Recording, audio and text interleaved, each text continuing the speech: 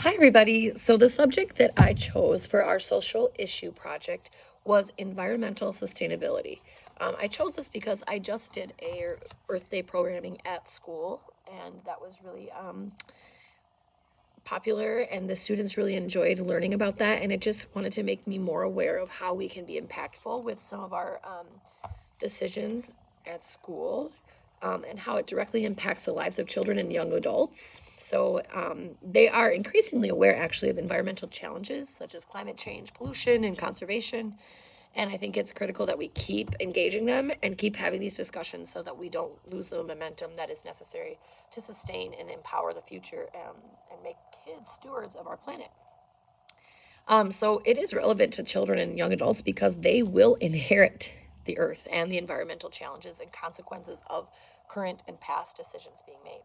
So understanding concepts like recycling, where the recycling goes, renewable energy, biodiversity, and conservation gives them the knowledge and motivation to contribute positively to environmental efforts.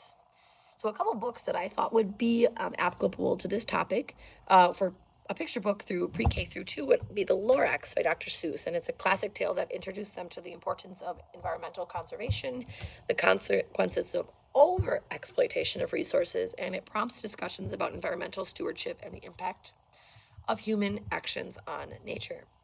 We all know the story of the Lorax and the trees, and how the Once-ler um, sees the value in the trees and markets them and becomes rich, and the planet deteriorates right before our eyes. And the illustrations go from very light and bubbly to very dark and ominous. So I think that is a really good visual descriptor of what could happen to our planet and our Earth if we continue on the way that we are headed. A book that I had never heard of is called Hoot by Carl Hyacin, and this novel explores themes of wildlife protection, activism, and the power of young voices in environmental advocacy. And it also encourages them to think critically about the environmental issues and take action in their communities. So this could be more for third through fifth graders, and just to get them thinking about ways that they could potentially make changes within their small community or their community of classmates. The middle school book is also by Carl Hyacin, and it's called Flush, and it delves into environmental activism, water pollution, cooperative responsibility. It engages middle school students in discussions about environmental ethics, advocacy strategies, and the importance of standing up for environmental justice. Children and young adult literature can be used powerful tool by reflecting and promoting social change, including environmental sustainability, by portraying diverse perspectives, highlighting real world issues, and inspiring empathy and action. Literature can actually shape young minds and motivate them to advocate for positive social and environmental change. So, by exposing them to this literature, they can relate and connect on that and then empower themselves. If you read it as a class, or if you read it in the library, if you assign kids to read different books that have this kind of change, then they can come together and collaborate. Maybe make a plan, like an eco or an eco-friendly group at school. Another teacher and I have talked about maybe possibly doing that at our school next year. Professional literature resources. So eco-literature, it's the interaction between literature and the environment, and it's by Scott Slovic and another author who I have a hard time pronouncing their name. And this is a book that explores the role of literature in environmental discourse and activism. It provides insights into using literature to address environmental issues.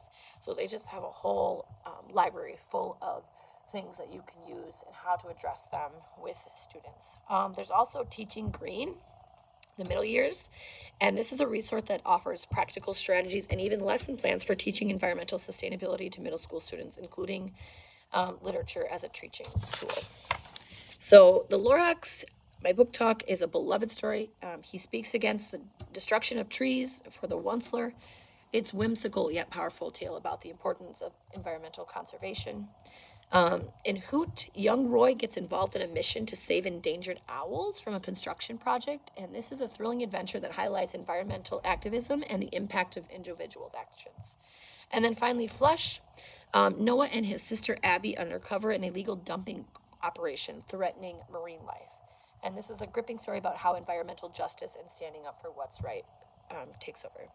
So none of these books have been banned or challenged to my knowledge, but they have sparked discussions about environmental themes and activism in educational settings, something in a conversation conversation that we need to have daily and implement some of these changes and discussions with these resources to our students of all ages.